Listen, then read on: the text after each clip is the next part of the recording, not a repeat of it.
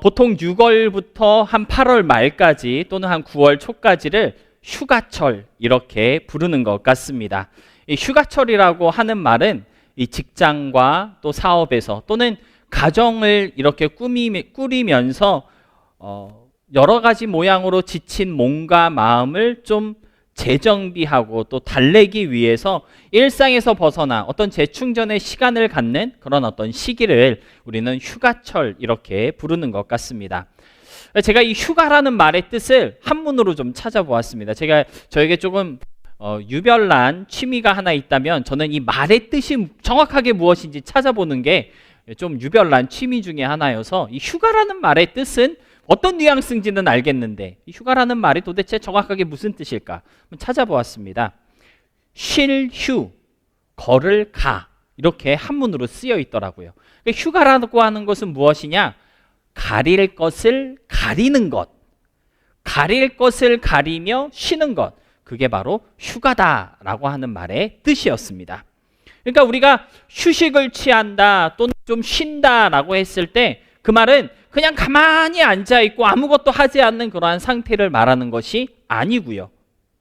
필요 없는 일들은 내려놓고 조금 급하게 해야 하는 일과 천천히 해도 되는 일이 무엇인지 좀 이렇게 가려가면서 나의 일상을 정리할 때 좀 생각과 마음이 정리되고 또 새로운 에너지가 충전되어지는 것, 그것이 어떻게 보면은 휴가다, 휴식이다 이렇게 우리가 알 수 있다라고 하는 것입니다.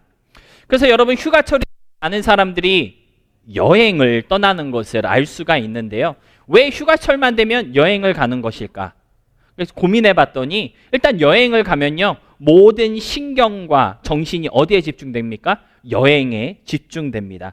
그러다 보니까 나의 일상 가운데 쓸데없는 것들을 자연스럽게 버리게 되고 좀 정리가 필요한 부분들이 여행에 집중하다 보면 좀 이렇게 정리가 되는 효과가 있기 때문에 사람들이 그래서 휴가철마다 휴가하기 위해 여행을 떠난다라고 하는 새로운 깨달음을 얻을 수가 있었습니다. 물론 여러 가지 이유 때문에 휴가를 갖지 못하고 또 여행을 떠나지 못하는 사람들도 분명히 있겠지만 이 바쁜 일상 속에 있다 할지라도 걸을 것을 걸으며 좀 나의 삶을 이렇게 잘 정리정돈 하다 보면 나름의 어떤 휴가의 효과를 누릴 수 있게 되지 않을까 생각도 하게 되는데요. 아무튼 다시 무더워지는 이 날씨 가운데 적절히 쉬어가면서 또 바쁜 일상 가운데 매여서 그냥 정신없이 가는 게 아니라 좀 가릴 것을 가려가는 그러한 지혜로움으로 여러분의 삶이 조금 더 안락하고 또 윤택한 삶이 될 수 있기를 주님의 이름으로 축복합니다. 지치고 힘든 일상의 삶은 이 휴가를 통해 재충전할 수 있고 걸을 것을 거르거나 또는 우선순위를 정함으로 어느 정도 회복의 여유를 가질 수 있다고 말할 수 있습니다. 우리가 영적으로 재충전되어야 할 때 우리는 무엇을 해야 할까요? 영적으로 지치거나 힘들 때, 또는 우리의 마음이 너무 괴롭고 지쳐 있을 때 우리의 영혼과 마음을 회복할 수 있는 어떤 방법이 혹시 있을까요? 저는 오늘 본문으로 함께 읽은 사도행전 3장에 나오는 베드로와 요한의 이야기에서 그에 대한 답을 함께 찾아보려고 하는데요. 이 본문의 말씀을 통해 영적인 재충전의 노하우 또는 여러 가지 이유로 좀 지치고 상해 있는 우리의 마음이 회복될 수 있는 그런 어떤 노하우에 대해서 같이 함께 생각해 보도록 하겠습니다. 첫 번째로 오늘 본문은 우리에게 예수의 이름을 외칠 때 회복될 수 있다고 말해주고 있습니다. 영적으로 회복되어야 하고 충전되어야 할 때 다른 일을 할 것이 아니라 첫 번째로 우리가 기억해야 할 것은 예수 이름의 능력이 있다라고 하는 것이죠. 여러분, 오늘 본문에 기록된 사건은 사실 너무나도 유명하고 여러분들도 잘 알고 있는 사건일 것입니다.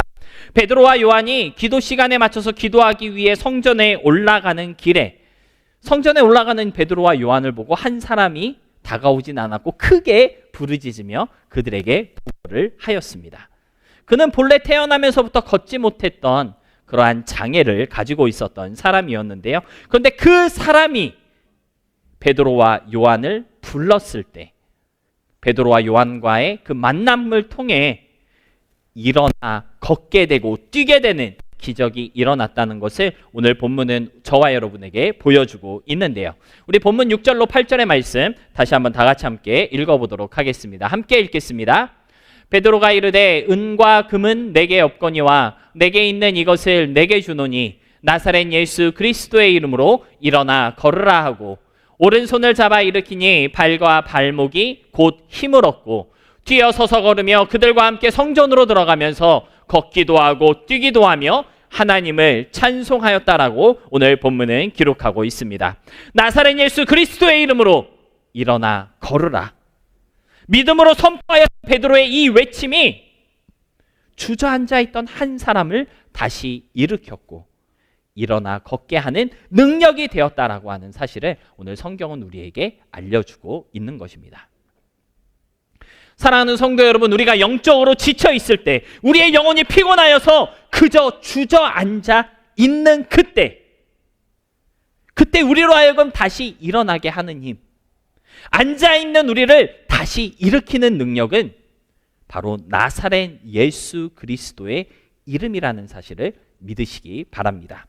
영적으로 회복되고 우리의 믿음이 다시 강건해지기 위해서는요, 예수 이름의 그 능력을 경험하는 저와 여러분이 되어야 한다라고 하는 것이죠. 예수의 이름을 부를 때, 그 이름의 소망을 듣게 될 때 다시 일어나는 놀라운 역사가 여러분의 삶과 영혼 가운데 일어나게 될 줄로 믿습니다.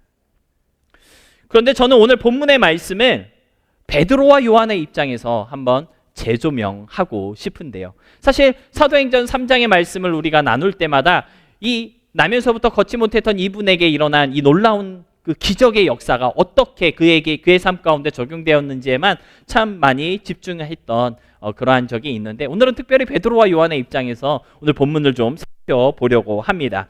여러분, 베드로와 요한 어떠한 사람들입니까? 우리들이 잘 알고 있는 것처럼 예수님의 제자들입니다. 특별히 이 사람들은요, 예수님께서 하늘로 승천하신 후에 오순절 성령의 그 충만한 강림 속에서 큰 능력을 받아 예루살렘 광장에서 복음을 전하며 정말 한 번에 3,000명이나 되는 사람들을 회개시키는 놀라운 역사의 주인공으로 쓰임받았던 그러한 사람들이었습니다. 어떻게 보면 이 베드로와 요한은요, 영적 충만의 아이콘이다라고도 말할 수 있을 것 같고요. 신앙의 필요함이라던가 영적 무기력, 번아웃, 이런 표현과는 어울리지 않고 그런 것과는 거리가 먼 사람들이다라고 말할 수 있을 것 같습니다. 근데 궁금한 것은, 그렇다면 베드로와 요한은 어떻게 늘 성령이 충만하여서 놀라운 하나님의 역사를 위하여 쓰임받는 영적으로 깨어있는 이러한 사람들이 될 수 있었느냐라고 하는 것입니다. 어떻게 베드로와 요한은 영적 번아웃이 없고 영적으로 무기력해지는 그러한 것 없이 늘 하나님의 역사를 위해 준비되어 있는 믿음의 사람들이 될 수 있었던 것일까요? 우리 본문 1절의 말씀 다 같이 함께 읽어보도록 하겠습니다. 함께 읽겠습니다. 제9시 기도 시간에 베드로와 요한이 성전에 올라갈세. 여러분, 1절의 말씀 보니까 베드로와 요한이 제9시 기도 시간에 성전으로 올라갔다라고 기록하고 있는 것을 볼 수가 있는데요. 9시 기도 시간이라고 하는 이 말씀에서 우리는 적어도 두 가지 사실을 발견할 수 있습니다. 첫 번째는요, 베드로와 요한에게는 정해놓은 기도의 시간이 있었다는 것입니다. 두 번째는요, 시간을 정해만 놓은 것이 아니라 정한 그 기도의 시간을 끈질기게 지켜냈던 사람들이다라고 하는 사실을 우리는 깨달을 수가 있을 것 같습니다. 사랑하는 성도 여러분, 우리가 영적으로 피곤해지지 않고 늘 깨어 하나님의 역사를 준비하는 사람들이 되기 위해서 저와 여러분이 가져야 할 가장 중요한 것은 과연 무엇일까요? 오늘 본문 1절은 바로 정한 기도의 시간이 있어야 한다고 말씀하고 있습니다.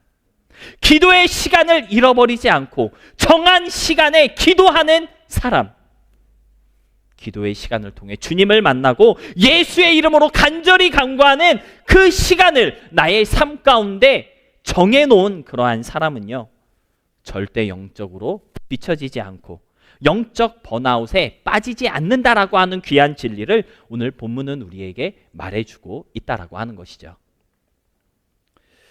여러분은 기도의 시간이 있으신가요? 정한 시간에 기도하는 기도의 사람이십니까? 솔직히 우리는요, 조금 힘들고 어렵고 뭔가 신앙생활을 유지하며 심지어 교회 가는 것도 귀찮아질 때 입버릇처럼 하는 얘기가 뭐예요? 네, 요즘에 영적으로 슬럼프 빠졌습니다. 번아웃 된 것 같아요. 오늘 영적으로 조금 뒤처지는 때입니다. 이렇게 얘기하는데 여러분, 사실 기도하지 않았기 때문에 그렇게 된다는 것을 우리가 좀 깨달을 수 있어야 할 것 같습니다. 제9시 기도 시간에 성전으로 올라간 베드로와 요한의 이 모습이 오늘 저와 여러분에게 도전이 될 수 있었으면 좋겠습니다. 여러분, 기도할 때, 예수의 이름을 부를 때 영적인 나태함에 빠지지 않고요, 영혼의 소생함을 경험하게 될 뿐만 아니라 주저앉아 있는 다른 사람도 일으키는 능력 있는 사람으로 세움받게 된다는 것을 꼭 좀 기억하시고, 기도하는 사람, 기도의 시간을 지켜내는 기도의 시간을 가지고 있는 그러한 저와 여러분이 될 수 있었으면 좋겠습니다. 두 번째로 본문 1절은 우리에게 무엇을 말해주고 있습니까? 기도의 시간을 정해 놓았을 뿐만 아니라 정한 그 시간을 잘 지켜냈다는 것을 우리에게 말해주고 있습니다. 정한 시간에 기도하는 것, 사실 말처럼 그리 쉽지 않습니다. 근데 베드로와 요한은요, 끈질기게 그 기도의 시간을 지켰다라고 하는 것입니다. 여러분, 기도의 시간을 지켜내는 것, 예수의 이름을 부르며 주님께 나아가는 그 시간을 모든 것을 다해 끈질기게 붙잡는 것, 그것이 바로 영적 무기력에 빠지지 않고 언제나 성령이 충만한 사람으로 세움받게 되는 비결이라고 하는 것이죠. 사실 우리는 기도하기 위해서 참 열심히 노력하는 그러한 사람들입니다. 그렇지 않습니까? 교회 다니는 사람치고 기도하고 싶지 않은 사람이 없어요. 우리는 누구나 다 기도하는 사람 되기 위해서 알게 모르게 여러분의 나의 삶 가운데 정말 기도하기 위해서 열심히 노력하고 있습니다. 문제는 뭐예요? 끈질기게 기도하지 못하고 있다라고 하는 것입니다. 내가 내일은 새벽에 일어나서 꼭 기도해야지. 다음날 일어나지 못하는 문제가 우리에게 있다라고 하는 것이죠. 내일은 진짜 오후 몇 시에 기도해야겠다. 근데 인내하지 못하고 그 기도의 시간을 지켜내지 못하고 있다라고 하는 것입니다. 여러분, 기도의 시간을 끈질기게 지켜내는 우리가 되어야 합니다. 끈질기게 지켜내야 한다는 것은요, 정한 기도의 시간을 지켜내는 것이 쉽지 않다라는 뜻이에요. 그러니까 끈질기게 지킬 수 있어야 한다라는 거예요. 기도의 시간을 지켜내고 성경 읽고 말씀을 묵상하는 그 삶을 끈질기게 살아낼 때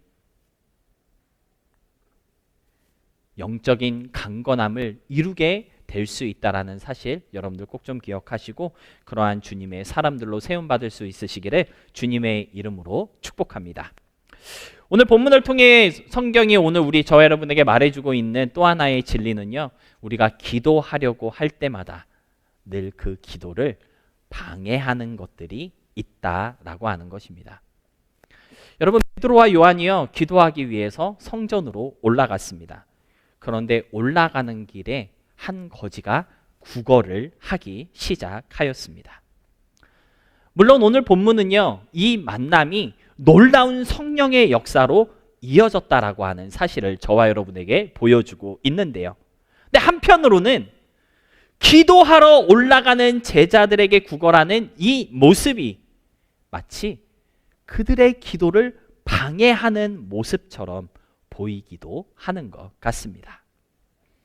만일 여러분이 기도하기 위해서 성전으로 올라가고 있다고 생각해 보시기 바랍니다. 그러나 오늘 본문에 나오는 이 거지가 여러분들에게 막 구걸을 하기 시작하였어요. 여러분, 어떠한 마음이 들까요? 내가 지금 기도하러 올라가야 되는데 거지가 날 붙잡고 안 놔줘요. 여러분 어떠한 생각이 드시겠습니까? 빨리 이 거지를 도와줘야겠다, 이러한 생각이 들까요? 아니면 기도하려고 하는데 또 사탄 마귀가 나를 방해하는구나, 이런 생각이 먼저 들을까요? 여러분, 구시 기도 시간을 지켜야 하는데 이 거지가 나한테 막 구걸을 하고 있다면 어쩌면 우리는 내 기도가 방해받고 있다고 짜증을 낼지도 모르겠습니다. 근데 여러분, 우리가 알아야 할 게 뭐냐면요, 우리가 기도 좀 하려고 하면 우리의 기도를 방해하는 것들이 늘 있을 수 있다라고 하는 것입니다. 여러분이 기도하려 할 때, 정해놓은 시간에 만잡고 기도 좀 하려고 노력할 때 그 기도를 이어가지 못하게 하고 지키지 못하도록 막고 방해하는 그러한 것들이 언제나 있을 수 있다는 것을 먼저 좀 인정할 수 있어야 한다라고 하는 것이죠. 그것이 본문의 사건처럼 다른 사람이 다가와서 방해하는 그러한 방해일 수도 있고요. 생각지도 못한 일이 갑자기 터짐으로써 우리의 관심을 훔쳐가고 기도에 집중하지 못하도록 흔들어대는 그러한 사건일 수도 있는데, 중요한 것은 그러한 방해가 늘 있을 수 있다라고 하는 것입니다. 그런데 여러분, 우리가 기도하려고 할 때 우리의 기도가 방해받는다면 우리는 그때 어떻게 행동해야 할까요? 여러분의 기도가 방해받기 시작할 때 여러분들 어떻게 그 위기를 넘어갈 수 있어야 할까요?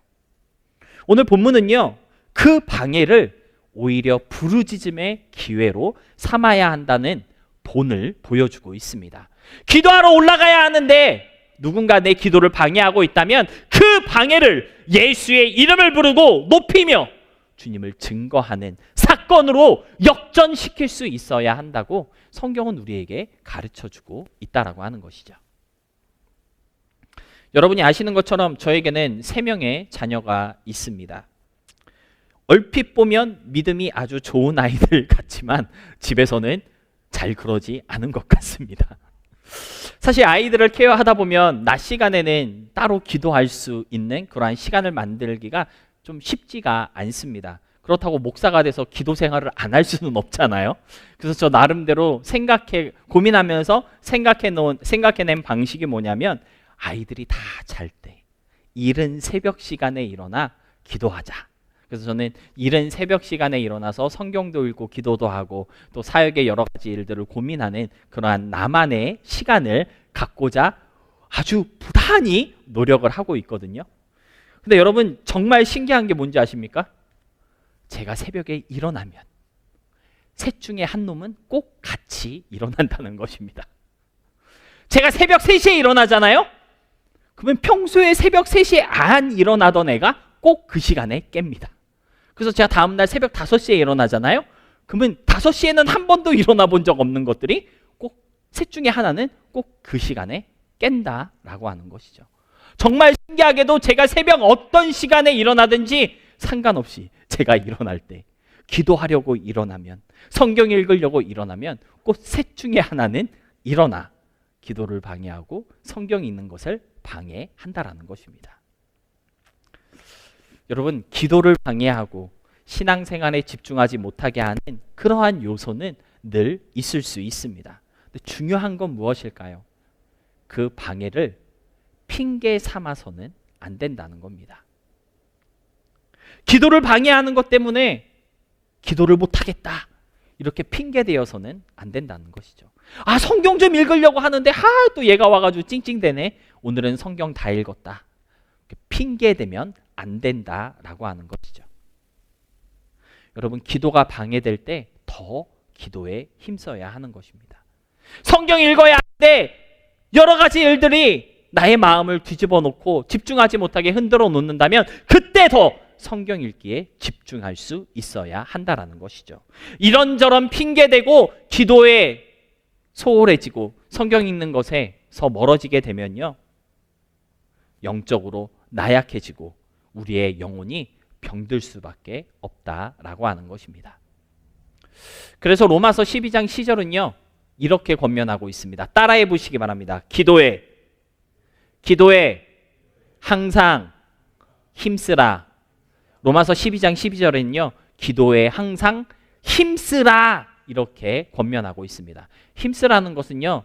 노력하라는 거예요. 원어를 찾아보면요. 온 마음과 온 힘을 다하여 기도에 집중하라라는 뜻입니다. 그 정도로 기도하는 게 쉽지 않다라는 거예요, 여러분. 방해거리가 많고 기도하지 못하게 가로막는 것들이 있을 수 있겠지만 기도에 힘쓰라 하신 말씀을 기억하면서 기도에 힘쓰고 전심전력 할 수 있음으로써 늘 영적으로 강건할 수 있는 그런 우리 모두가 될 수 있기를 소망합니다. 말씀을 정리하겠습니다. 오늘 설교의 제목이 일어나니 놀라더라 이었는데요.